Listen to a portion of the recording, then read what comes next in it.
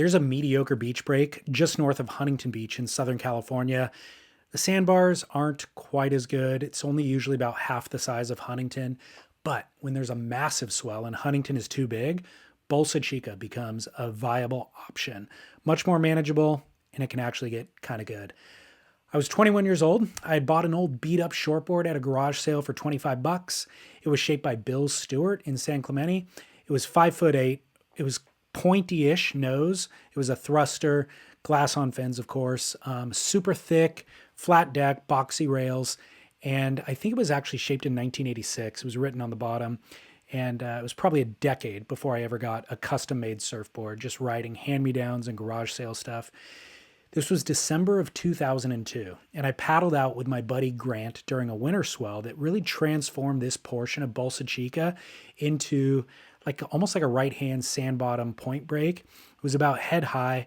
I caught a wave and kind of found my groove on that board. Not ripping, but just banking through turns, keeping pace with the wave for sure. And then encouraged by the confidence of the ride, I put it all into one final carve. When I kicked out, there was an older local who was paddling out, and he complimented my wave. I just gave an embarrassed, hey, thanks. And he said, that's the way that board was designed to be ridden. My buddy Grant paddled over, and he heard the interaction, and he kind of let me know. He goes, hey, you know who that is? That's that surfboard shaper, Roger Hinds. And it would be at least 10 years until I ever saw Roger again, knowingly. And when I did, it was in this capacity as somebody who was working in surf media, interviewing shapers. And I told Roger about this story of our first meeting. And surprisingly, he remembered the wave, the interaction, and then he reiterated. It was a cool board. It was short, yellowed, and thick. And you were riding it like guys did back in the 80s. Since the time that I've known Roger, he has shaped more boards for me than anyone else on the planet. A lot of shortboard, high-performance quads. He actually didn't replicate that board, but he made an 80s style flat deck shortboard for me. He's made me twin fins, a nose rider longboard, and the single best traditional fish that I have ever ridden to this day. They've all been special. All have been shaped, laminated, sanded, and finished by hand alone by him. He is a master at color work as well. Also, in the time since I've known him, he's won 2 Icons of Foam shaping competitions at the Boardroom show back-to-back in 2014 and 15.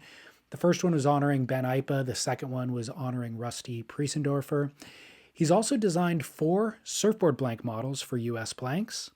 And in addition to his 55 years of building Roger Hinds surfboards, he has also shaped for Hobie, Harbor, Weber, Blue Hawaii, Country Surfboards, and VAER. And you'll hear me use terms shaper and board builder. Those are not meant to be interchangeable. I'll use shaper to refer to somebody who simply shapes the surfboard blank. Then they hand off that foam to somebody else or multiple people to finish the additional steps in surfboard manufacturing. I use the term board builder to refer to somebody who does every step of the build themselves, just as an FYI. But before we hear from Roger, let's acknowledge our industry partners who make Surf Splendor possible. That is the Surfrider Foundation, VAER Watches, and Real Water Sports. And in fact, realwatersports.com carries Roger Hinds surfboards proudly. Among their 1,500 surfboard inventory, we're actually going to be talking in this episode about a specific model called the Master, which they have in stock. But I'd encourage you, go check out the Dreamfish. I've had at least 2 of them in the past. I ride them as quads. It's kind of a stretched out fish. I rode mine as 6.0s, and I absolutely loved them. They were easy to surf, but they were still rippable. Check those out. They're 22% off right now. Real Water Sports is having a sale, so check those out on realwatersports.com. They also offer flat rate shipping at a low rate, so they can ship you the board. Enjoy that. Then, of course, VAER watches. I always wear my VAER watches. VAERwatches.com/Surf Splendor to save 15% off an American assembled, waterproof guaranteed timepiece. Proud to have these guys as a sponsor simply because they're just part of my daily life. Totally enjoy wearing them. They look great. They're designed really durably. They outfit the entire North Shore Lifeguard Association. So they're incredible. VAER is spelled VAER. So VAERwatches.com/surf splendor. And then, of course, none of our ocean recreation is possible without healthy oceans. Environmental protections are being peeled back in the US at an alarming rate. And so Surfrider's work is now more essential than ever. There is power in numbers, so lending your support will have impact. Whether it's for $5 a month, maybe just some time, maybe your professional expertise can help out the organization. Whatever the case, get started by becoming a member at surfrider.org because the ocean needs more friends. Okay, thank you. Without further ado, my name is David Scales for Surf Splendor, and I really hope you enjoy my conversation with my friend of 15 years and board builder, Roger Hinds. Surf Splendor. Considering that it's been so long, first question I had for you is what volume are you riding nowadays?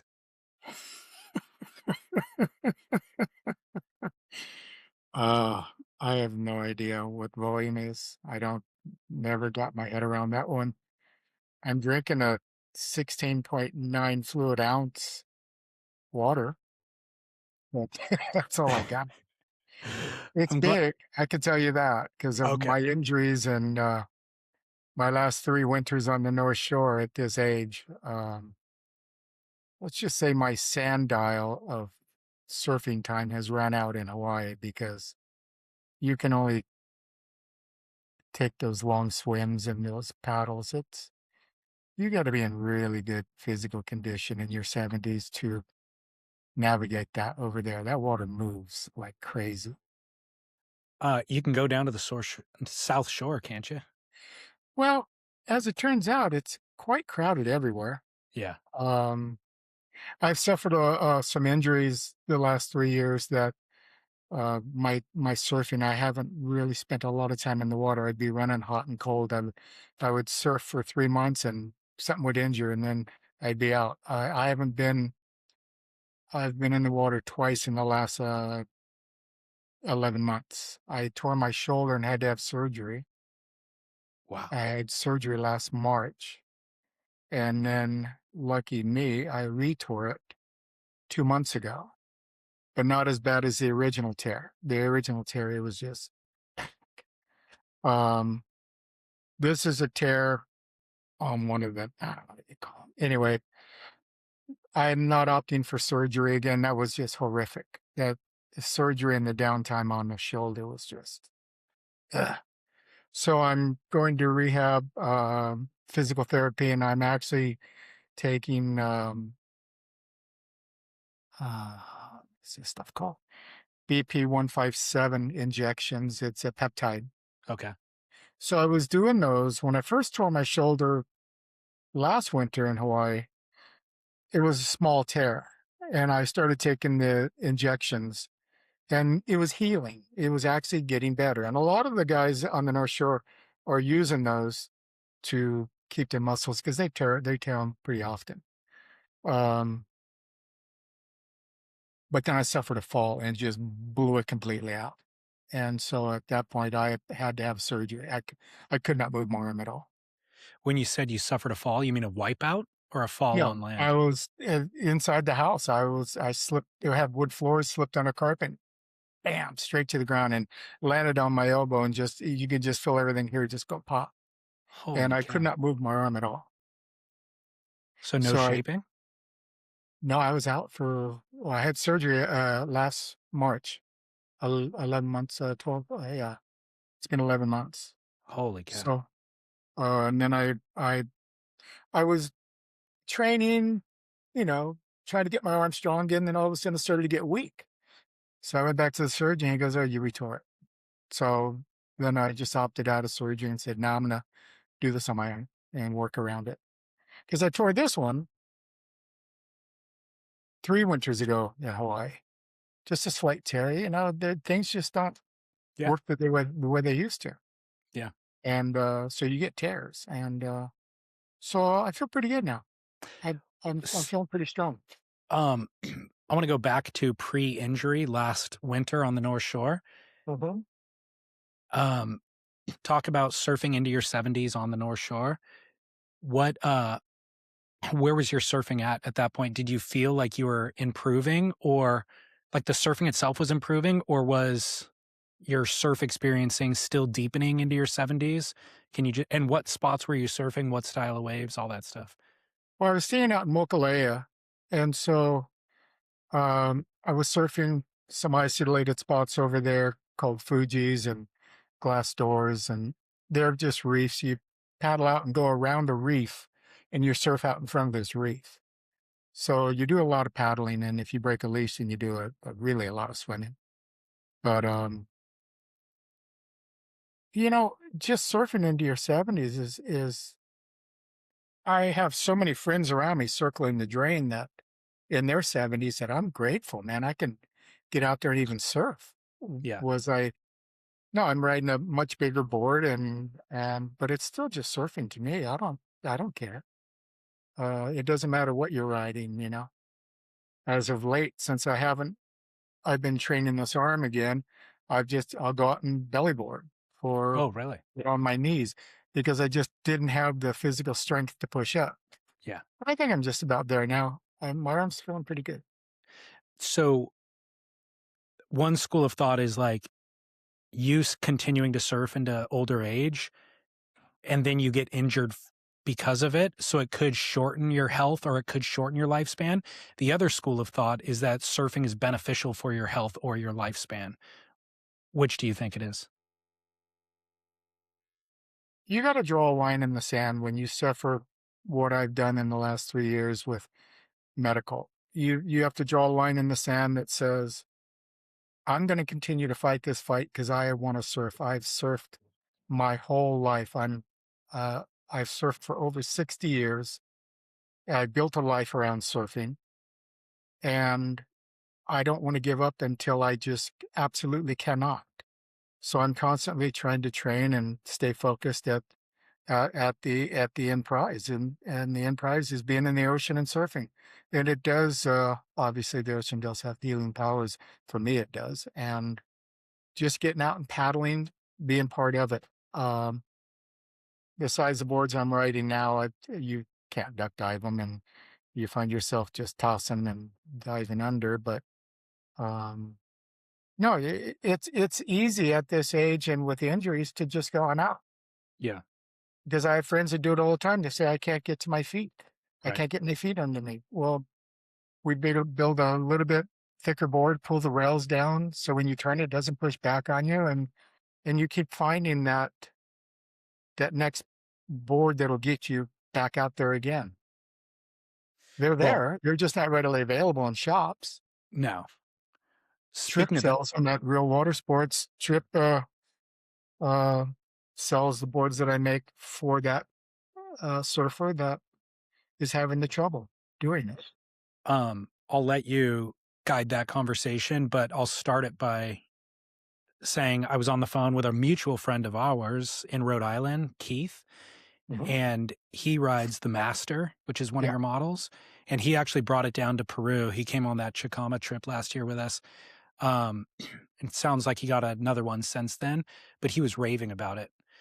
He just brought it up. He was like, dude, I got to tell you, man, I got a Roger Hinds Master because of your podcast conversation with him. And he's like, that is the best board I've ever owned. And it's kept him surfing into older age at a high level that he didn't think was possible still. You know, I can't say that the Master I have right now is the best board I've ever owned. It's because when I was younger, I could surf a lot better. So the best boards I ever owned were in that time period, I think. Sure. I think I could categorize this as the best board for me right now. Mm. That um, I'm I'm hoping to in the next while to bring it down in size because the bigger board doesn't help me because I'm still in good physical condition as far as weight, and the only problem I have is my left shoulder as far as strength. But I find it easier for me to ride like a 9-footer than a 10-footer. It fits in the wave easier, If you're in California, you're surfing kind of dumpy beach breaks and stuff, and that seems like a lot of board, at least for me. Yeah. But when I make that board, I move it around the volume to where I don't know the leaders, but I can make a board at 9 feet float like a 10-6 if I want. Well, tell listeners who are interested in that board design about the design itself. Well, on our podcast we did last with the story about being in San Juanico and with Dennis Choten, Mickey Munoz, and I was riding a 9.6 or 9.8 California Gold, and the topic came up that bring the board down and push it out an inch minimum, and I go, well, this board's already 23 inches wide, and Mickey said, well, the stand-up boards that people are riding are, I don't know, 33 inches wide, and they turn them short. They do race car turns on them. So it made sense. And so I made the first one. I brought it down in length and pushed it out. And yeah, it really stabilized because I suffer from slight neuropathy in my feet to where sometimes um, it's easier for me in a hollower wave because there's a moment of like zero gravity, for lack of a better term, to where the board falls out from under you. And it's easier to get to your feet than it is on a slopier wave where you're just kind of rolling in, and the push up is a bit more difficult, I find, for me anyway. So the board itself is just a little bit wider, thicker for sure, but it has the same rail that anybody would ride with a 3-inch thick board. Hmm. So the one that I'm currently riding is 10 feet, and it's 20, I think it's 24.5 inches wide, but it's 4.25 thick. Wow. But in the 70s, I rode 4-inch thick surfboards. Everybody did, and they were like this. Now this is like that. It still has that smaller ping pong ball rail that you turn, and it just rolls over and engages, and off you go. And and Trip and I spent some time on the phone yesterday about some different things, but he was saying that 9 out of 10 surfers that buy longboards don't nose ride. Why would you buy a longboard? Why would you buy a board with a narrower nose that actually has some rocker in it to where you can actually surf the board? And people think that they have to buy that longboard with the big 18-inch nose to catch waves, and that's not even close to being the truth. Yeah. What you're trying to do is take the nose and the tail and put the width in the center, because the more curve in the outline, the less rail is in the water when you're turning. So you can turn shorter. And the more progressive rocker, you're going to be turning up instead of out. Longboard tends to turn out. A shorter rocker rail line will turn up. So I find it easier. I started surfing in the 60s, mid 60s, and I never really got it until like 69, 70, when there was an edge in the tail and the rails came way down. Then I could actually start surfing and got a little bit better at the whole surfing thing. But so that's what I'm focusing on now. I still build longboards for customers, but I don't build that many boards anymore. Now I'm down to 75 a year because I'm doing them still start to finish, and I only work 3 days a week. I don't want to. Okay. I'm trying to work on this instead of the wallet, because I want to be healthy and surf. Yeah. Because that's really, at the end of the day, what's going to keep you young is you have to have a purpose. If you retire and you just sit at home and you just go, whew, I just worked the last 45 years. I'm glad to relax. You're just going to gain a bunch of weight and probably croak. Yeah. You have to have a purpose. I do have a purpose. I really do love building surfboards, and I do love interacting with the customer at the end result, and finding what they need, find out why they're riding where they are, and see if we can do something different that benefits them. If I can't improve, there would be no reason to even bother with it. I don't want to waste their money or waste my time. Are you still splitting time between Hawaii and California? No, this last trip I had to leave there in November because I had some medical stuff. I've had melanoma, and so I have to be in a CAT scan pretty often. Then they found something else. So I couldn't get the work done in Hawaii because in Hawaii, you have to be in their system. And I'm in the system here at UCI to where I can call UCI today and I can get a CAT scan tomorrow. So I've made a choice just to stay here and keep an eye on things and just yeah, it's easy. It's easier for me to be in California for sure. Okay. Mentally, physically, spiritually, everything. Um it's just easier. Gotcha. Talking about improving in board building, I want to talk about construction materials a little bit. Mhm. You sent me a note about the return of spruce as a stringer material. What's the historic significance of spruce and what are the virtues of it? Well, we used it all through the 70s. And it's funny because I'm working really close with Randy Rarick on a lot of these restoration projects. And we do a pretty fair amount of 70s, 60s, and 70s boats, more 60s boats. Randy's more focused on the 60s, but um, we do the 70s lightning bolts, the ones that Lopez or Tom Parrish or whoever shaped them. And, you know, the boards were thicker, but they didn't, there was breaking boards, but 8-inch spruce stringers, they stayed together pretty well. So then I started, it was funny, I was at US Blanks a couple weeks ago and I was asking Jeff, I go, how come we don't use spruce anymore? Nobody wants it. He goes, I have it. I go, okay. So then I started kind of researching a little bit to find out the strength to weight ratio, and it's really is stronger, a lot stronger. There's a lot of literature out there about it, and um,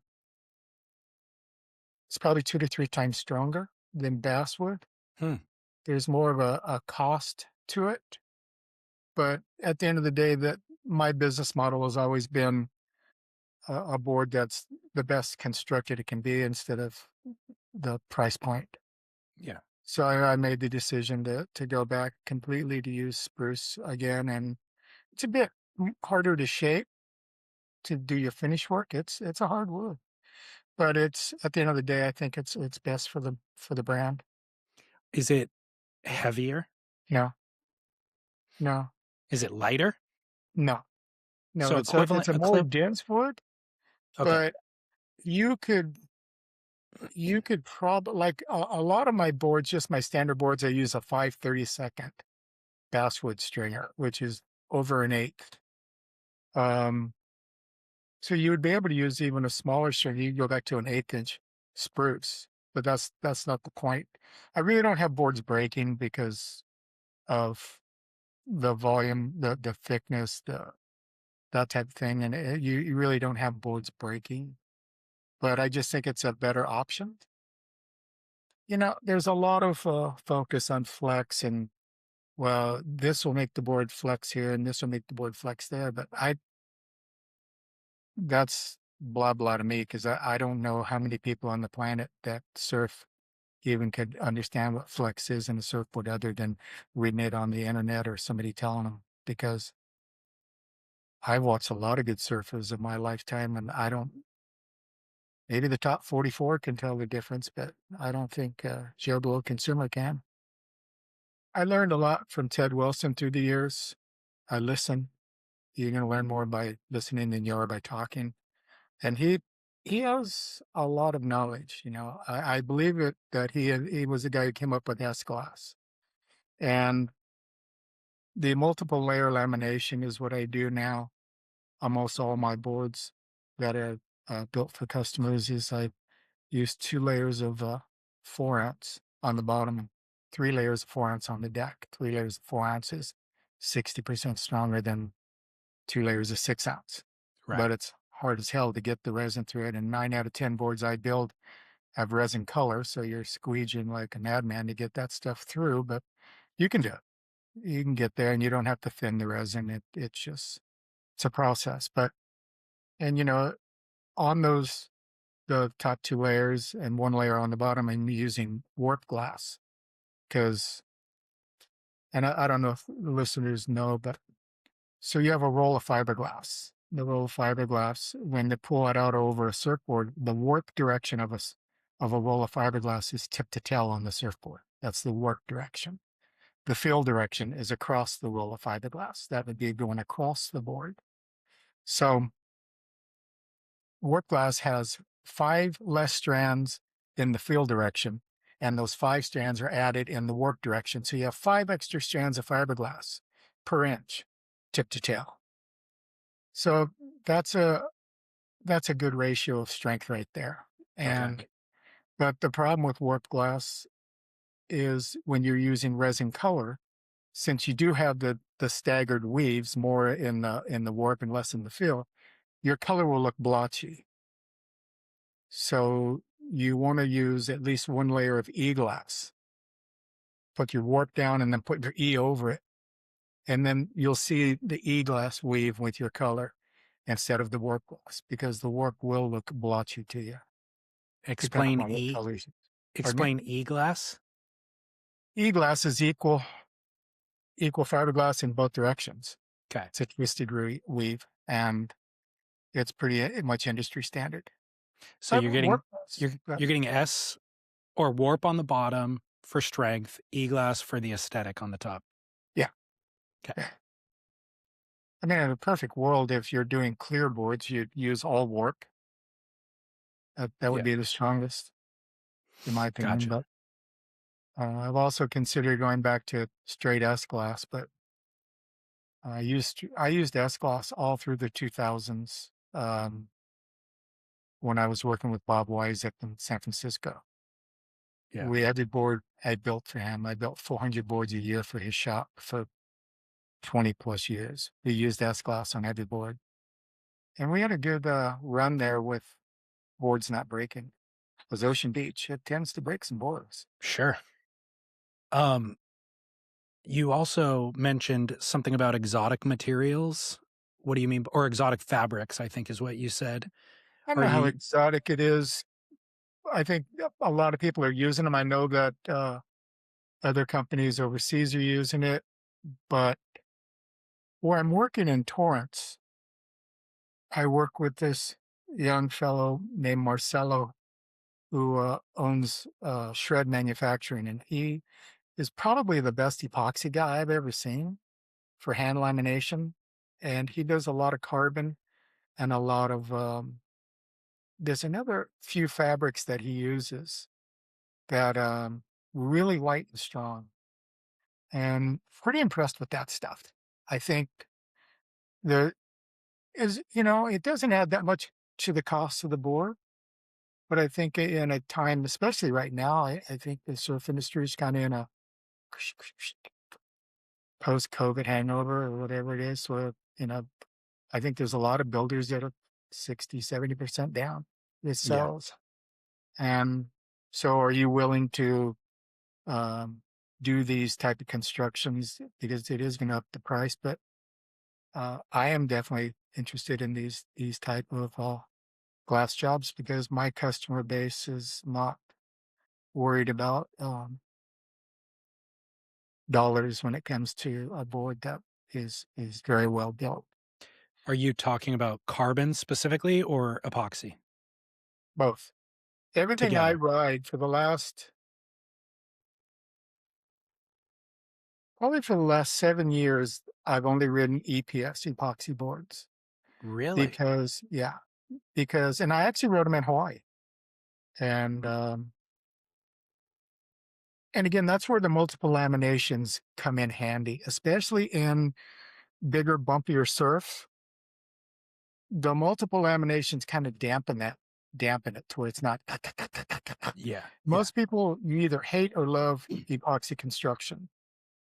And I think a lot of the problem with epoxy constructions is your rails are really too thick. So the board is really on top of the water. But if you just move that foam around and move things around and do a multiple layer lamination, it changes everything about how the board rides.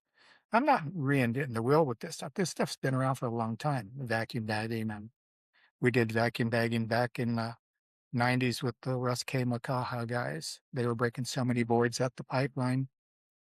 They asked me to to come up with something that would stop breaking boards. So made a rocker table and started vacuum bagging and with Airex or Devenisil, and the boards, they were strong, but it was too cost prohibitive at that point. And that was before the overseas thing. And it just didn't work out for money. Yeah. But no, I find that EPS for me, the 1 pound is the magic for me. A lot of people may disagree, but the 1 pound foam with the multiple layer lamination, when you push down on it, it pushes back Mm. just enough to pop up. And that's the big difference in your 70s is most people quit surfing because they can't get their feet under them. Yeah. And that is the only thing that has really kept me going as a surfer is if I didn't make my own surfboards, I probably would not be riding. I probably wouldn't be surfing right now because I couldn't go to somebody and say, "Hey, will you make me a board that's 4¼ inches thick, but make the rail look like this?" Yeah. They go, "Yeah, out of your freaking mind." I probably am, but I'm still Well, surfing. well, to clarify for listeners, you said 1 pound EPS foam. It's the weight, 1 pound per cubic foot is what Yeah, that refers to. And traditional EPS ranges from probably 1.5, or traditional EPS for surfboard production ranges from probably 1.5 to 2 pounds. yeah, So the 1 pound is a third or even half as heavy as traditional EPS foam is. And as a comparison, like a standard polyurethane blank is probably more around 3 pounds per cubic foot in yeah, terms of weight. And you can get lighter weight polyurethane foam, but even that's probably around the 2 pound mark. yeah. So the EPS is, for all intents and purposes, half the weight, basically. The 1 pound EPS is half the weight. But once you do the multiple layers of lamination, where does the final weight land as Oh, compared to like a traditionally constructed board? light, light. Okay. But the lightness isn't what you want in this age demographic or the waves that I'm surfing. It's Okay. lighter. You can get in and out of the water easier with them. They go Yeah. through the water real lively, but you don't want them too light because you're not jumping through the air. Um, and the 1 pound foam is basically used for paddleboard race boards. That's what they're using on unlimiteds and 12-foot stockers is the 1 pound foam. Gotcha. I found it by a fluke that it worked best for me. Um, I think when you and I started working together, probably right before the Ultimate Craftsman project, we were doing some 1 pound stuff, and I think I put you on one of those boards. But Well, it the had the other, parabolic rail. What I did was I shaped the board. I would cut the rail off the board and zero out the foam about 9 inches back from the nose and closer to the tail. And so that I would wrap a stringer in high density polyurethane foam around that and glue it and attach it. And then that would be like a bow and arrow. It would put it under tension. And that's where the strength came from because the board breaks from the rail end. So that, and again, the boards, if you were to dump them in, time and a half overhead beach break and you dump it in a bad spot, yeah, it's going to break like crazy. It's going to go right through it. But it really has kept me surfing that board. And now I'm going to start doing that board with some carbon, a full carbon wrap, to where I want to check out if that will take care of the breakage. okay. But most Uh, everything I've built of the Masters is 1.5 pound US EPS, okay. So Keith's master is EPS? all 1.5 pound, yeah, Wow. Okay. I didn't know that. yeah. I want to go back to the Randy Rarick thing. What are you talking about? What are you guys restoring? Is it just boards that people bring you from the 70s or the 60s that they want made new? What they do is they'll contact Randy because he has been in this so long and he knows every aspect of it. And they'll send him a board that is just completely not even worth throwing in the trash. And he'll split it apart and tune up the foam, tune up the stringer if it needs a piece of stringer here or there. And keeps its original integrity, and then I'll glass it. And we use the material of the time. You know, we use 10 ounce Volan of the '60s with isofolic resin, and it's built the same way that they were built in the '60s. We do pigment gloss color, and we maintain the board's original integrity.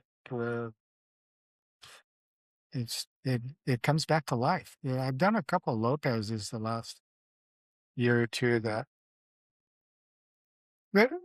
the materials have changed. You know, the resin is thinner now, and it's a lot more difficult to do what we were doing in the '70s with rail bolts and anything like that, because gravity just they just sagged. And so did a couple of tricks up my sleeve to do those things, but they turn out really nice. What do you mean when you say he splits them apart? Well, he has a technique of getting the glass off these things, and it's just a raw blank at that point. And he'll patch them up, and you can't tell. He does a really good job at him. So you're not going to reveal how he splits them apart? No, because then I would lose my half a century of friendship with him, and I would be having a phone call in about 10 minutes. What are you doing? He strips the lamination off, it's safe to say. I don't need no trouble. How do you, what about laminates? How do you get the logos laminates? And are you limited to only restoring certain brands? The only ones I restore are the ones that he sends that I work with him on. Okay. We do a fair amount of Greg Knowles. I know he's the only guy allowed to do the Greg Knowles per the Knoll family. Mm. And he pays them, I don't know, whatever for the logos. The lightning bolts are pretty simple.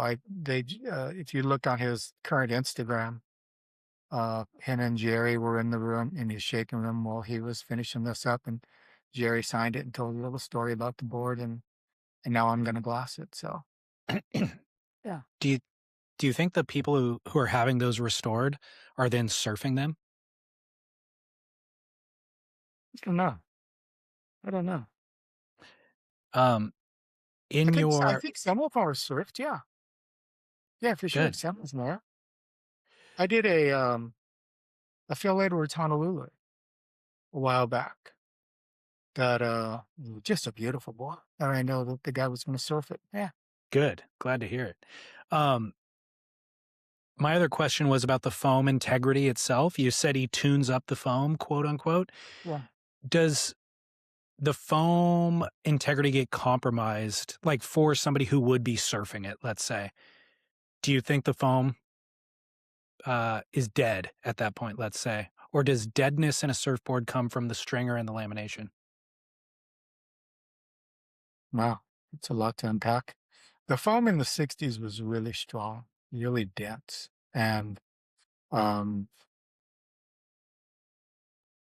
seen him have some boards that are just full of water that have to drain out and let the foam the water come out naturally. But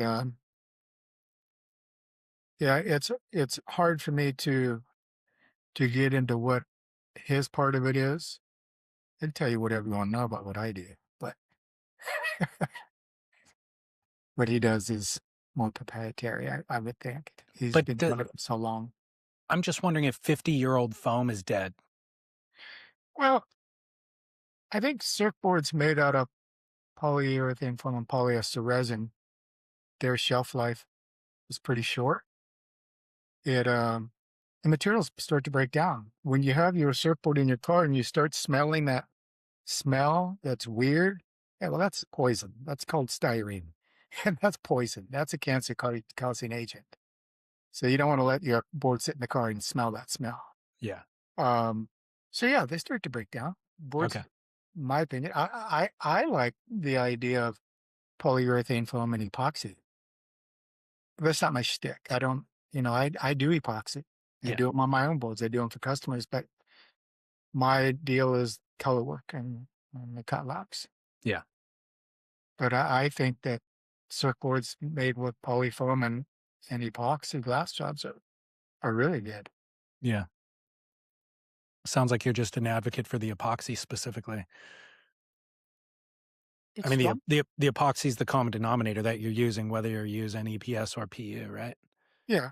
For myself, that's all I'm writing. But for customers, I build whatever's put in front of me. Yeah. Switching gears slightly, a few years back, might have been 5 years ago, you introduced a couple of board models with SurfTech, and I know you felt tremendous kind of consternation about that decision and weighed the decision heavily before you committed to the partnership. You and I had phone calls about it, and just to clarify for listeners, the crux of that was you've built boards by hand from start to finish for 50 years. And at times in your career, you've probably viewed imported surfboards as a threat to your business. And of course, SurfTech's business model is that they would then utilize your designs to make board models overseas and then sell them around the world. You would then earn a commission. So my question to you is, now 5 years into that partnership, how do you feel about that decision and how has it worked out? Yeah, I feel it was a good decision. Um, early in anybody's career, everybody feels threatened because you're trying to either raise a family or what have you. You have expenses and you don't like to see shadows. And so yeah, everybody's probably a bit worried about their career at one point or another. But Randy and I did surf tech in the late '90s, early 2000 with the VAER label, and that went well because their footprint was worldwide. And when I was approached at Boardroom, and that's been 5 years ago now, like you say, to do the surf tech models, I made a point to only let them do the EPS epoxy construction, and I did all the poly because that's what I would prefer to do as far as the type of work. But their footprint is real big, and the boards are really quality boards. So yeah, I have no reservation about what transpired. I know there was a little bit of grumbling from the cheap seats about, well, it's mailbox money and this and this. Well, I got nothing to prove to nobody. Roll out my scroll, and I built plugs for Clark foam and US blanks that people use to shape. I shape those blanks, then I glass them at the highest level. I have to explain nothing to nobody. Um, did it cut into Roger Hinds surfboards sales? Oh no. Custom orders or anything like that? Oh no, not at all. No, no. It's a different deal. Mm, it's a totally different package. That it's a really good constructed board, and anybody who complains about overseas boards is on the shaping machine building 10, 15,000 boards a year, whatever numbers they're building now. Shouldn't even have an opinion because it's just really. Yeah. Uh, there's an argument about, and we've gone through this over and over about, um, they're having slave labor build them in third world countries or what have you. Well, I used to get $8 to $10 to sand a surfboard 50 freaking years ago. And sanders nowadays make what, 25, 27, 30? I don't even know. But I had a house on the North Shore and my part of it was $100 a month. And, and it, it just, the surfer wage never really did go up. Um, Mark Andrini and I talked about that maybe last year. You could buy a kit um, in Honolulu, Rich Parr's shop on Queen Street in Honolulu in '72. You could buy a surfboard kit. It included a blank, all fiberglass, and a glass on fin. It wasn't foiled. You had to foil the fin, but you could buy it for $20, less than $20. You built that board and you sold it for 75 or 80. You were crapping in tall cotton, man, because that was a lot of money. in 72. Now it's nothing.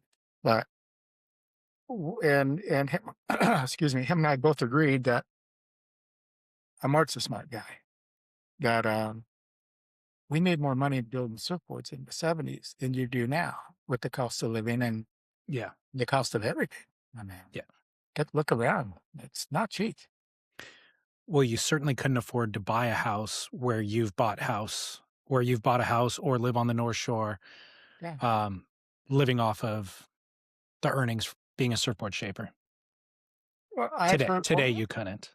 yeah, I've heard more recently where the younger generation that are building surfboards, they're living in vans. I mean, nobody can afford a house, but they want to build surfboards and you know, if you choose that to be your journey, that I think that's great. Surfboards is a great way to get through life. Yeah. Any craft, you're using your hands. You know, you see it and it comes out your hands. That's called art. Yeah, and I think anybody that can do that and do it for any length of time and make a career out of repeat customers. And yeah, I have people sometimes bring me boards that are 45 years old. I mean, that's great. I keep really good records of the boards I've built and of what blank I used, what rock. So I have really good records all the way through that. Um, What's your method for keeping records? Is it on a computer? Is it digitized at all? oh yeah, you know me. I can barely get this computer to work to talk to you. Do you have an AI Yeah, robot it's storing in a all of it? book. It's like a 5-thing book. I got to. It has Uh, the customer's name, the date I shaped it, and the serial number. And all my serial numbers were based on years. Like right now, it okay. starts with 26 and then whatever the number is. Yeah. But How many surfboards do you think you've shaped? I have done shaped and glassed over 35,000, which isn't a big number. I was watching the stab video the other day about the 6 shapers, and their numbers are like 300,000 for less years than I've been doing it. But that's a lot of boards, man. Yeah, I don't think they're shaping all those by themselves. Nah, that would be you know, I'm no smart man, but I did the mathematician, and I'll tell you what, that'd be a big deal job to do that amount of boards by yourself. Let's get into it. I don't think you'll mind me sharing that in our off-air conversations, you have some strong opinions about how shapers represent themselves on Instagram. This, of course, is influenced by the fact that you've been shaping boards for 55 years now, seen innumerable evolutions in board design, but also in the culture, also in the business. So would you care to share any of these feelings about the good, the bad, and the ugly of Instagram No, publicly? thanks for asking. No. Look at you, all talk before we record. Yeah, you interview me, man. I'll give you the yeah. I don't know. It just Let me give this specific quote real quick, and you can still dodge hold it if on you a want. second. We're gonna lose customers. Go ahead. Yeah, you could dodge it if you still want, but the specific quote. Why would a famous surfboard shaper say he doesn't make kook boards when he is the biggest kook? End quote. That really did happen to me. It really did happen to me. And I thought, what a shit way to go through life, man. Is you wake up thinking like that? Yeah. Really? Is that I don't know. I think maybe some people believe their press. I never drank that Kool-Aid. Yeah. I always thought I could do a better job. I only work 3 days a week now, Friday, Saturday, and Sundays. And tomorrow when I go in, I'm going to be glassing that lightning bolt that Jerry signed last week, and I'm going to do the best job I can with it, just like I would have 50 years ago. Yeah. So I don't know. I think social media has ruined a lot of things. Made people famous for doing nothing. For doing absolutely nothing. You know, there's still a lot of people out there that have real jobs, and I run into them all the time that they make a lot of money and they're building surfboards on the weekend and selling them to shops, and shops are buying them or putting them in on consignment, and it takes up the room of somebody who actually is paying a payment, and has a legitimate business to paying taxes on. I'll tell you an interesting story. So Peter St. Pierre down at Moonlight, I've known him forever. I adore the guy. He's just a great artist, airbrusher. And one day, him and I had this conversation about overseas boards. And he goes, this. I let him scream at me for a little bit. And I was, hold on, pal. You know what? The overseas boards are not the culprit here. The enemy is within. Because you have a lot of glass shops that aren't paying taxes or permits or workers' comp. When you're a surfboard company and you have employees and you're legit and you're paying payroll taxes and you're paying workers' comp and you're paying insurances, man, you got an extra 40% more than the guy who doesn't. And that's where the problem lies. And we've had this discussion before. Is really the overseas boards, is that the poison? Or is it the glass shops that are glassing these guys' boards for cheaper than they can do at Moonlight, Or Waterman's, that's a legit business. Both of these companies do great work, and they're up against the wall with people who don't have all these legal permits. And so in my eyes, that's the enemy. The enemy is within. Yeah. And China doesn't build what I build. They don't. I don't have a dog in that hunt. I've heard that argument, or I haven't been around since the 70s, but I've heard that argument was being made all the way back to the earliest of days. Yeah. It's like when somebody first starts getting into shaping, they do it out of their backyard, and they do it for just a couple of friends. And because their talent and skill set is limited, they charge less. They just cover the materials, let's say. So from that point forward, it's incumbent upon them to raise prices so as not to undercut, the established businesses, basically. But I think that has always been there. It's still there today, and it was there in the 50s and the 60s, probably. It is so easy to get in the surfboard business, especially now. So easy. You didn't know discernible skills whatsoever. You can go to somebody has a machine, they'll make you a shape and you scrub it out and give it to a glass shop. Man, you're in business that quick.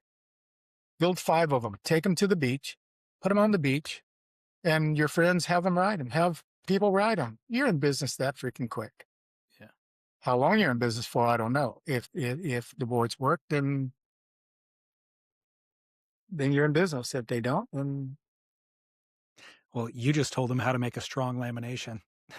I could tell anybody anything I have. I don't feel I'm the smartest guy at this. I don't think that,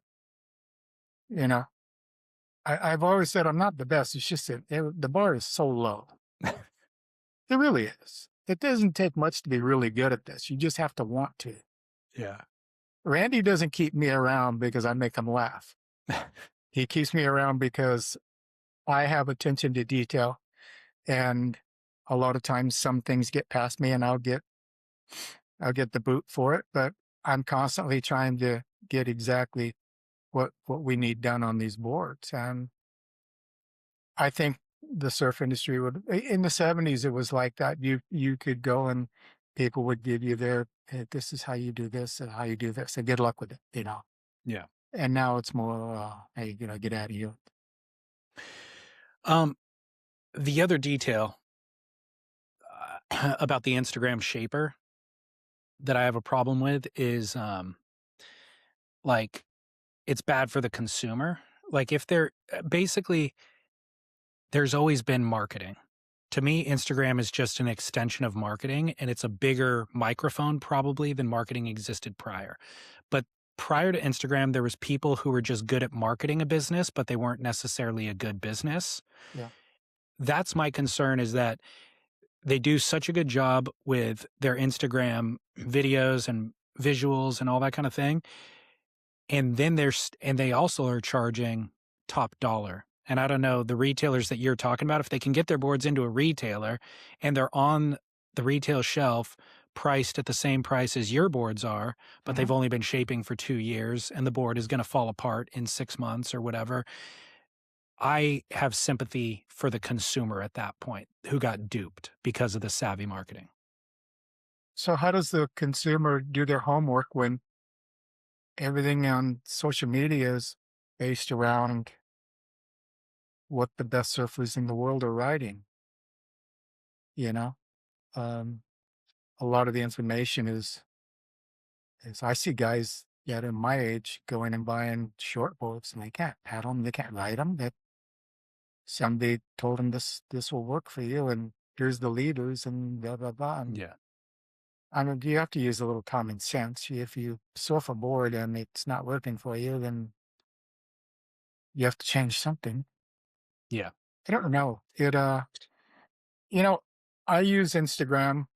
I have a guy that runs my Instagram, and you know Anthony. Anthony Yeah. runs the website, so I've got people that help me with that because that's a full-time job. But it's just more there to show the customers what I'm doing now instead of, hey, look at me. It's more like this is what I'm doing this week.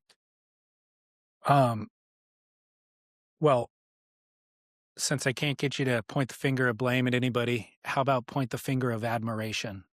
Who's out there doing good work that you admire? You know, there's a couple guys that are really drawing a line in the sand when it comes to breaking the norm. Davin, who's a sander down at Moonlight. I worked close with him when I was at Tim Crozier's place in Oceanside for a couple of years, and he's kind of following what I've showed him as far as laminating color and how we do the preparation on it and everything. And he does a really good job. And he's a good start to finish guy. Good sanders. He can do it all. He can polish. He learned really quick. You said start to finish. Is he shaping too? He has shape, but most of the blasting he's doing is really good stuff. I hope Okay. Moonlight can move him into other positions and as it benefits. And I think he'd be a good person to have around for sure. And then the young man in the South Bay, Marcelo, he is really good with epoxy. I mean, really good. Um, So you and mentioned his business Shred. shred manufacturing in Torrance. So I remember, I'll let you bring me up to speed on where they're at now, but I remember kind of the concept when they first started was they were going to be taking a lot of the resin that was coming out of surfboard lamination and would ultimately it hardens underneath the surfboard as it gets laminated either on the ground or in the whatever the tray, Yeah, and they were actually chipping that stuff up yeah, and building skateboards out of it and yeah. other things basically out of, and it was super cool because it was all different color, of course, like layers and layers of lamination, different colors. Wow. So every skateboard looked different. Every piece of whatever they were building looked different. They were doing coasters and just other stuff. Um, and of course, he was doing surfboard lamination as well. That was the main part of the business. But there was like taking all the offcuts basically Yeah. and repurposing, recycling. Uh-huh. Are they still doing that, or how does the business exist now? He has been doing it up until Christmas. He does soap dishes and everything, but he's a one man show down there, and I'm grateful he gives me a place to land. I get to work there on Friday, Saturday, and Sunday when there's not a lot of going on, so I kind of got the place to myself. Um, but yeah, he works hard. He and that's what's going to get him there is he works hard, and Yeah. if you want to succeed, it's not going to come easy in the surf industry. That's for sure. You have to So, work. so it, for the record, it is a glass shop. So other surfboard shapers bring their boards there to get glassed. Yeah, Dennis Jarvis is getting his boards glass there. A couple local guys, Alan Sarlo's son, I met him. Colton. Yeah, Colton. Yeah, Yeah. he's shaping and sending his boards through there. So yeah, he's got some pretty solid people that come through, yeah, and Cool. he does a good job. He works hard. I mean, again, I'm touching on the working hard thing here. That's what separates the herd. Is you're not going to work 4 hours a day and go surfing and smoke a bunch of weed and buy a house in the surf industry. You got to work. You got to put your head down and run. Yeah. And those two young men have it. They got it, and I think that they'll do well. That's good to hear. I actually surfed that Palm Springs wave pool with Marcelo once. Yeah. So I've been to his shop once too, I think, but he happened to be there on the same day as I did, and we surfed together. So I got to spend half a day with him. Super cool, great guy. Yeah. Very calm. Mm. Very, very level head. Yeah. Good. He's a terror though, because he's a jiu-jitsu guy. So Oh, that's right. Forgot about that. Yeah. Is that why his ears look that way? Yeah, that's why. I'm surprised to hear that you watch Stab in the Dark. Well, I heard about it, and what really intrigued me was that the best surfer on the planet was going to critique these guys' boards, and I thought, man, what an opportunity! I mean, in my eyes, nobody loses in that. It's kind of, you got Kelly Slater going to ride your board. You're going to get the best feedback you're ever going to get in a lifetime of building surfboards from that one man. And I would think that was a good opportunity for each of those gentlemen for sure. Have you enjoyed the series, and have you gleaned any insights from his feedback as a shaper? When I first started watching the series, to be truthful, it was really hard for me to watch. Really hard. There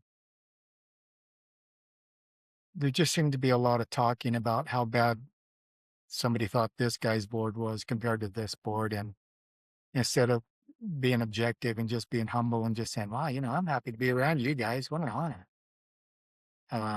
Seemed like but that's just my takeaway from it. Who am I? Just a grumpy ass old man. Any opportunity to have the best surfer on the planet ride your board, it just be, that's just gold. Man. Yeah. Yeah. It, Do you find Kelly to be insightful in his assessments? I do. Yeah. I do. I do.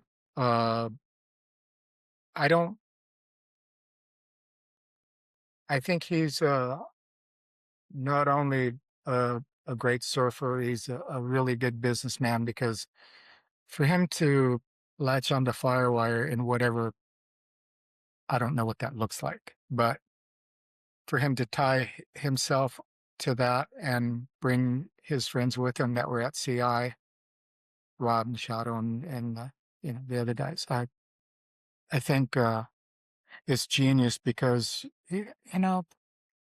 people who are fighting the overseas fight, fuck, go have a beer. You can relax. I mean, who cares? If you're shaping boards on a machine, it doesn't matter who's making them. Whoever made that decision to make your surfboards a commodity, to where it's on a program that you can send to freaking Let Your Fort, Nebraska, and have it cut and glassed by whoever, that was your decision. So whether it's made in Thailand or wherever, I think that I know firsthand that the work that Surf Tech is doing is really good glass jobs. Really good glass jobs. And the shape is the shape. The shape is what I presented to them, and they just scan it. It's just the way everybody builds their boards now. So yeah, I think I don't have a dog in that hunt when it comes to Firewire. I think that's probably going to push it to the next level as far as construction of surfboards and so on. Sorry, Jeff Holtby. I have to apologize, but that's how I feel. Do you want to take it? I don't mind if you take it. We could cut it out. We'll see. No, Okay. I just I don't see a bad thing coming out of it. If you were fighting that fight against overseas boards, then you have to polish your game up a bit, because I'm not worried about what they're doing. That doesn't even get in the way of my business. Yeah. Have Now that being said, I haven't done 300,000 boards, and I don't have 40 employees I have to keep working. And so there is the other side of it that I have to understand too. But for me, I don't give a shit. I think it's great. have you watched other versions of Stab in the Dark or the electric acid surfboard test? I haven't. Okay. Only because, again, the people I've seen who've built the boards in the past for that are relatively new to the surfboard business and seem to get a lot of attention and notoriety. There's so many shapers that would have the same result out there if they had Mason Ho riding their board. I mean, Yeah. there's so many shapers that don't even get mentioned. Ryan Birch, that kid is a freak. I was a head judge at one of the shape-offs, and I have to tell you that, I had been in many of the boardroom show, and let me say that Scott Bass does a great job with that venue of bringing together top shaper, glasser, surfboard construction under one roof, to where Joe Blow can walk in out the street, grab a beer, walk around and see the tools that these guys use, that most of them made by themselves, and watch how they use a planer. Man, that's gold. You can't. I won't say it costs $20 to get in your place. Yeah. That's gold. But Excuse me. so I was the head judge, and I was probably a little jaded because I thought, man, this kid's young to have all this recognition, but I've seen him surf, and I'm just going, man, he's a great surfer.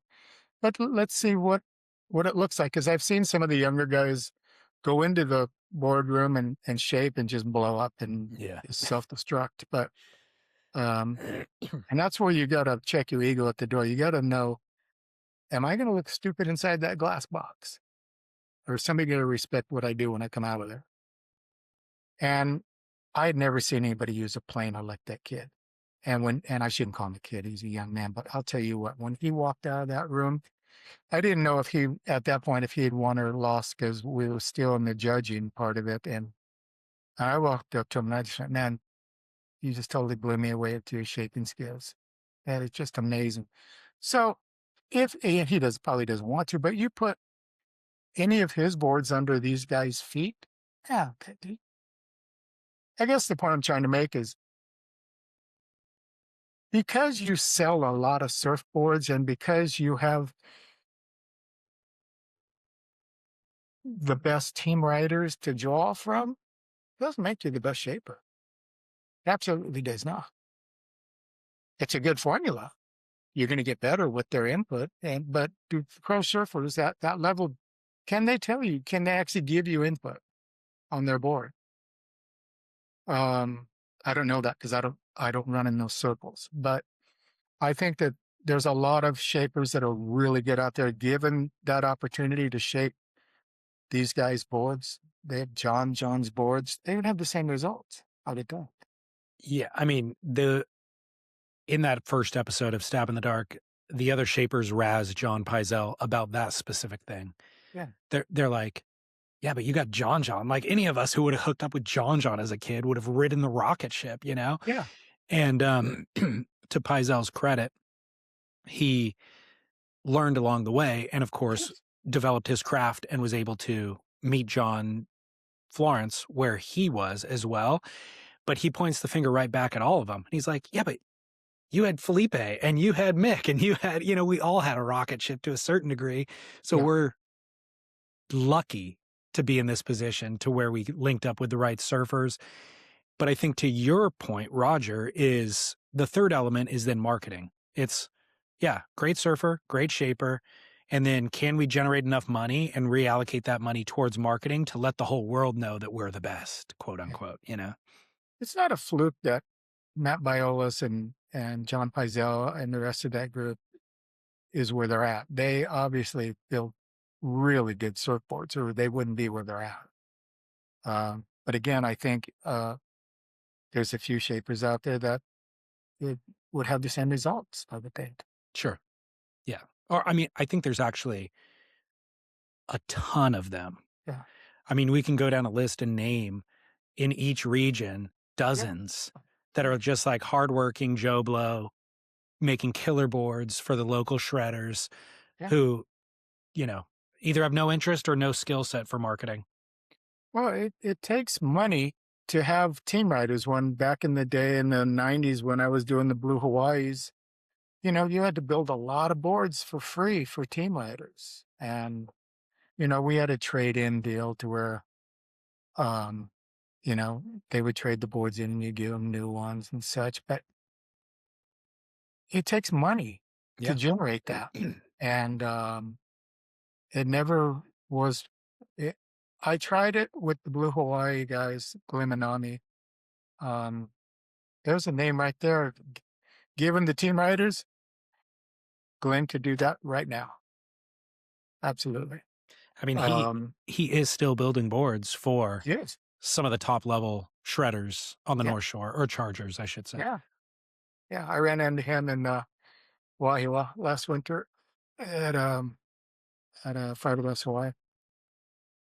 Um, How so the stab in the dark thing. I'm sorry. I I think there's a lot of guys that, and again, when I'm saying this, I don't mean me. I'm giving you an observation. I think there's a lot of guys that go under the radar that deserve that at stab in the dark that haven't got it yeah. because pick a reason. I don't know. I don't know how some of the guys get in it, to tell you the truth. They haven't been building boards 10 years. And the boards that they have built, I don't know.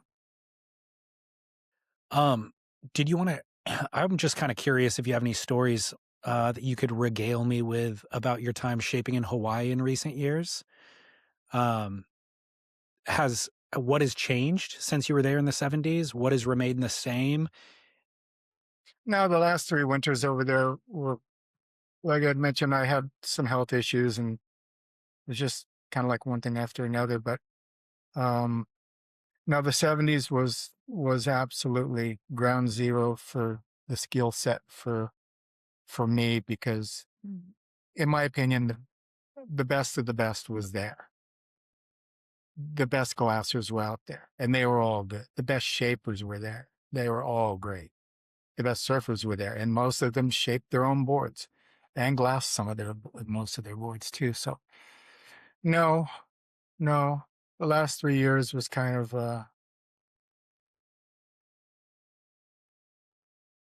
it seemed easier in the 70s. It seemed easier.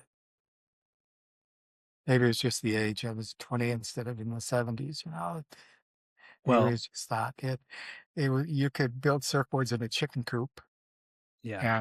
and it would cost you nothing. And now if you have a place out at the sugar mill, you're not, none of that shit's cheap anymore.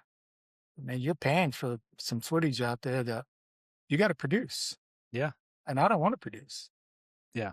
My days of working that hard and doing numbers, I don't even remember. I don't want to remember working that hard because I worked way too hard. I let a lot of life get past me. I really Uh, did. um, we'll get to that in one second.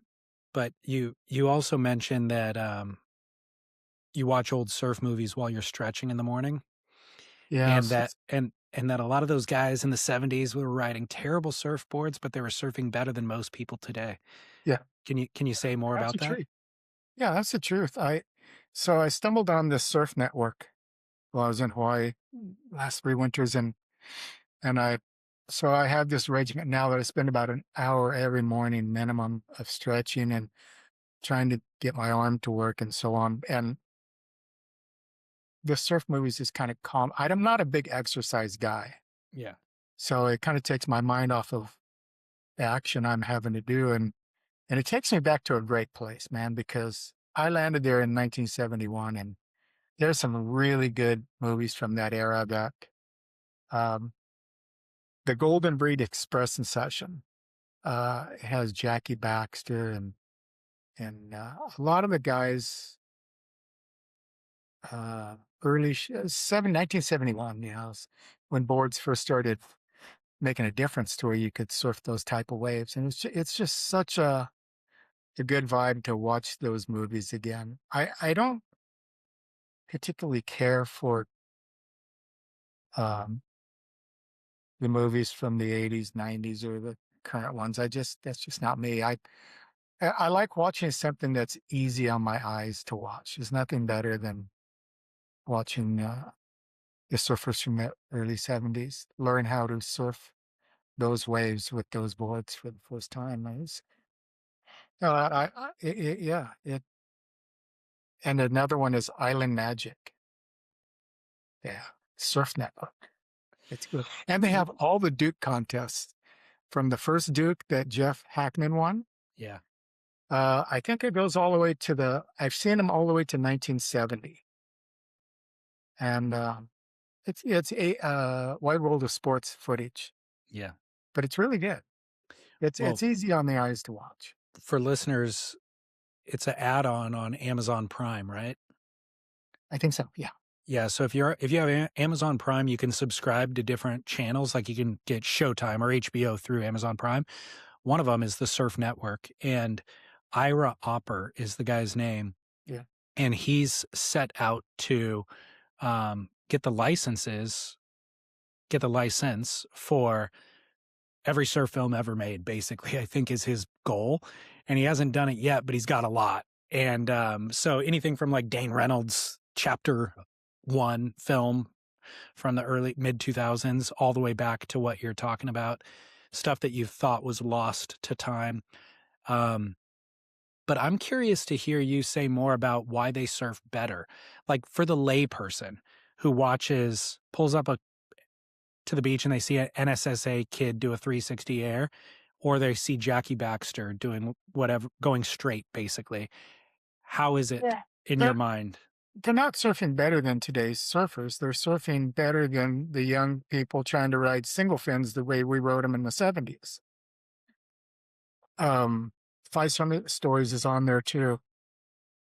And I think we've talked about this before. Barry Kanayapuni riding a single fin 18 and a half inches wide, 18 inches wide at Honolulu Bay in 1972. And just people don't make those type of turns on single fins today. They don't. Yeah. They do not. And those boards were, that was the jump off of surfboards changing.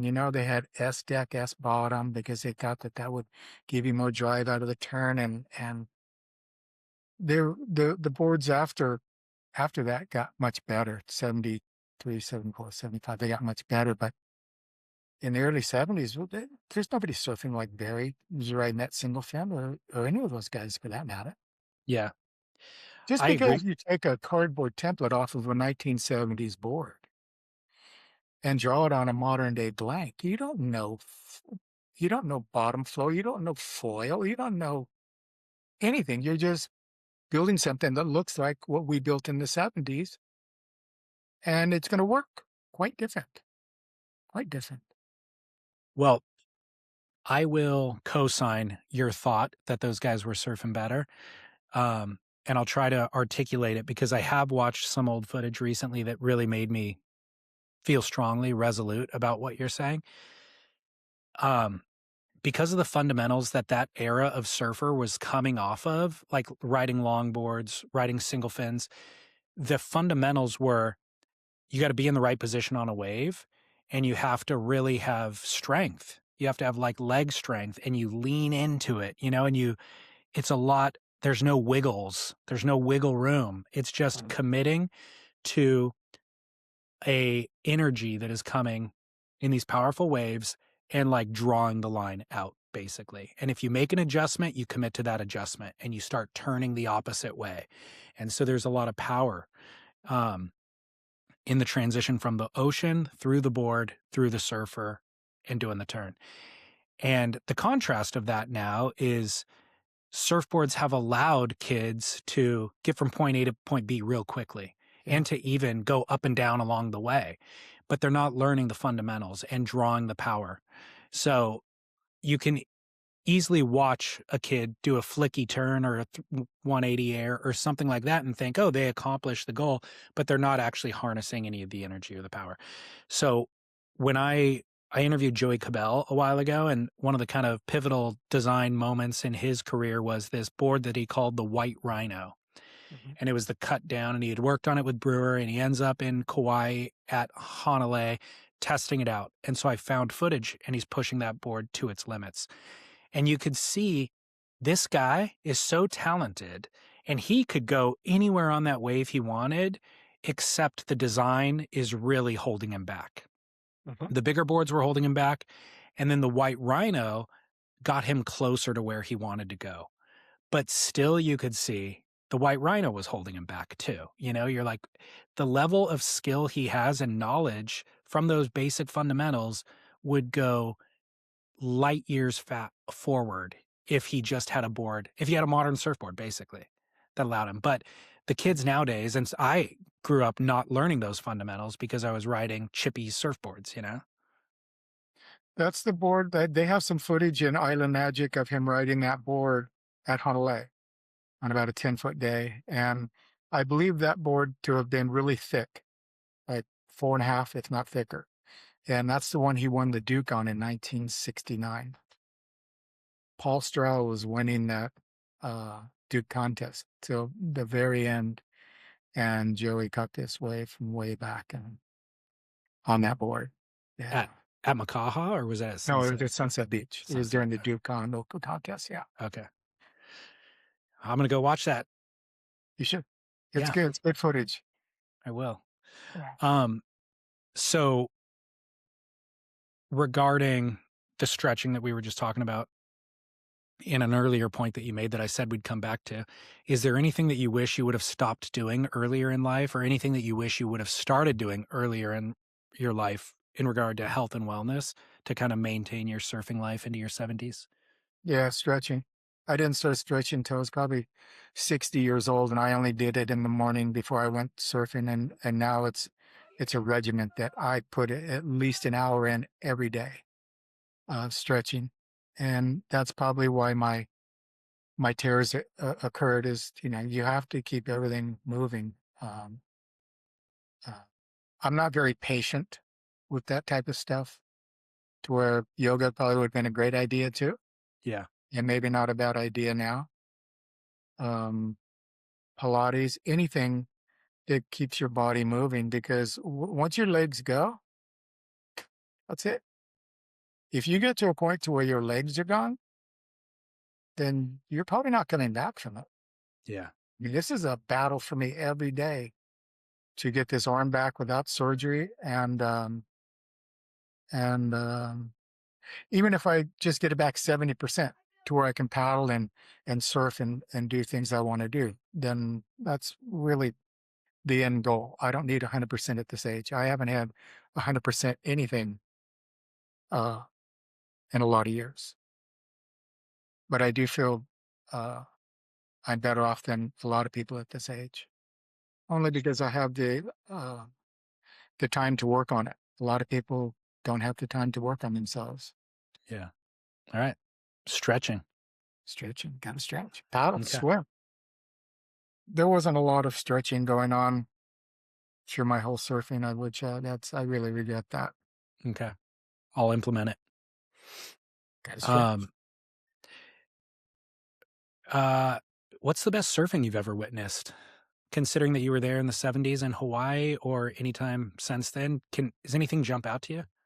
Everything, snapshots, just snapshots. There wasn't one thing, just snapshots of Jesus. What the hell did I just witness? Tom Stone surfing sunset backside. Jesus Christ. Uh, you know, Lopez at the pipeline seemed to get it done out there pretty well too. There's just a lot of I got a chance to watch Rolf Arness surf on the North Shore. And then 71 was maybe the last time he was there. Maybe 72. He was really a real inspiration watching him surf. Um, and I want to fall back on a Bing story before we finish. That kind of connected this whole Rolf thing. I got to see Rolf surf right when I got to Hawaii. You know, there's just so many moments. I'm at Scorpion Bay in 2024 for what they called the Woodstock swell. I think it was. It was big for like 3 days. It was like, yeah, double overhead plus and just going all the way down when they had all the sand there and you could get away from 3.5 all the way to the Pongas, which was a mile. And I remember me and San George were standing there on the cliff watching. Some guy said it was just getting dark and somebody surfing. I was going, God, that looks like Reno surfing Honolulu Bay. Sure enough, half hour later, walked up second point. There's Reno Abalera. What? Yeah. I think he was living in San Miguel at the time, but it's just snapshots of surfing for over 60 years of I don't know. There's just so many, so many. That Reno story, you said 2024? 2004 or 2004. 2004. Okay, Yeah. that makes sense. Yeah. 2004, maybe. I don't remember what year it was. I went down there with Sean Collins. But 20 years ago. At least. Yeah. No, it's Okay. 2000. Yeah, 2000, maybe even 2003. I'm not sure. All Okay. the years just kind of go together at this point, but Yeah. it was a big swell and it was really good. And yeah, no, there's just snapshots that inspire you of watching. Jock and I went down to Scorpion Bay last August. Jock Sutherland, and it was a treat to watch him surf out there and switch stance. It's just moments, and I've watched him surf since the early days. Just snapshots is all it is. The best surfing I'm hoping is still coming that I can see. Mm. If you could order one surfboard from anybody on the planet, what would you order?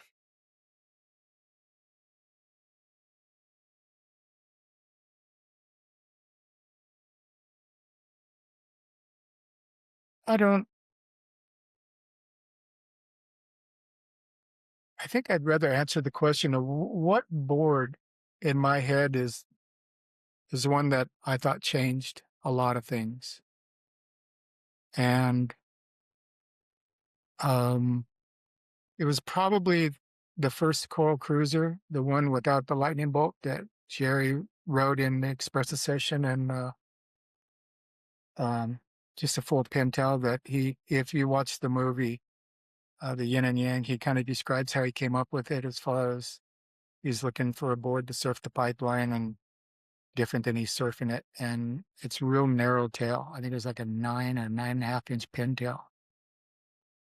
And he single-handedly with that board changed the way people surf the pipeline in my eyes. And I watched it. I was there. I watched it through the whole duration of the 70s of the boards that were being made by these guys and surfed by these guys. And it single-handedly changed the way they surfed the pipeline because that pintail, you could get up over the foam ball on it. And you could ride out of that.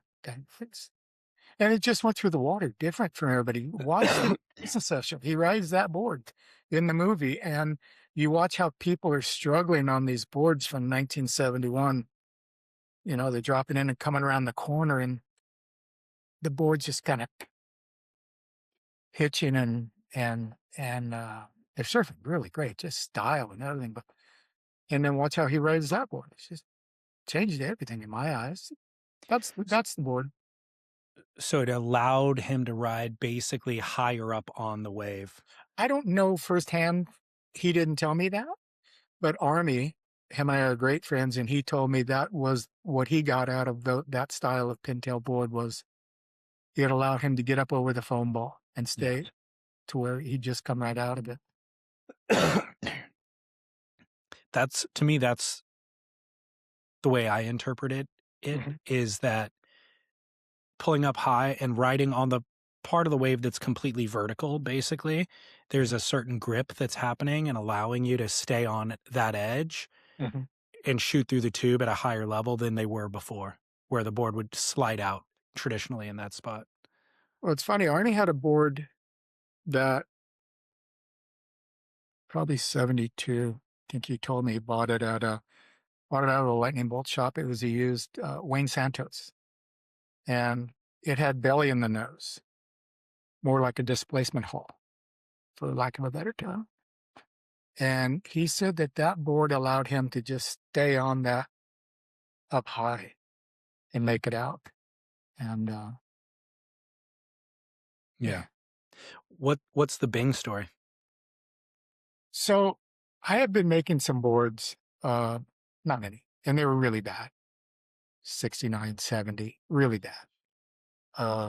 Because there was no instruction video, there was no YouTube.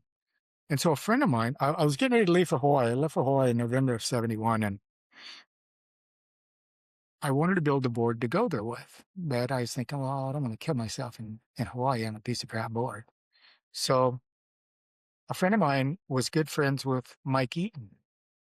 And he goes, just call down at Bing Surfboards and they'll shape you a board. Well, they let me glass it? I said, yeah, of course. So I called down there and I make an appointment to go down and have a board shaped. And I'm thinking I'm meeting up with Mike Eaton. And this is right over there on Cypress Avenue where, I mean, Greg Knoll's place was there. Rick Surfboards was there.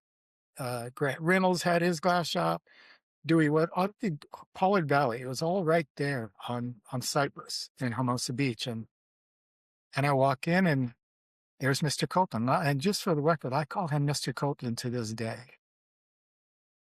I got a lot of respect for that guy. And I'm going to see him pretty soon at his 90th birthday party at the end of the month. Anyway, I walk in and I go, hey, I'm here for my shaping appointment. He goes, great. What do you want? And they have a rack of boards there. And I go, I just want to watch you shape. He goes, all right. So I go, I'll take this. And it was a Bing Maui foil. And I don't remember the size of it, but he shaped it. He talked me through it. He was just such a gentleman. And I watched how he used his tools, and I just thought, this is the greatest day ever. Hmm. And when we were done, I said, you know what, Mr. Copeland, I'll never forget this. And so they have the Bing shape off.